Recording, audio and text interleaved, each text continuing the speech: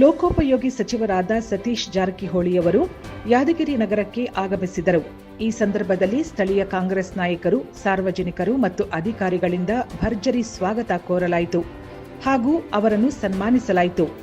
ನಂತರ ಸಚಿವರು ಯಾದಗಿರಿ ನಗರದ ಪಿಡಬ್ಲ್ಯೂಡಿ ವ್ಯಾಪ್ತಿಗೆ ಸೇರಿದ ಭೀಮಾ ನದಿಯ ಸೇತುವೆಯ ಪರಿಸ್ಥಿತಿಯನ್ನು ಕೂಲಂಕಷವಾಗಿ ಪರಿಶೀಲಿಸಿದರು.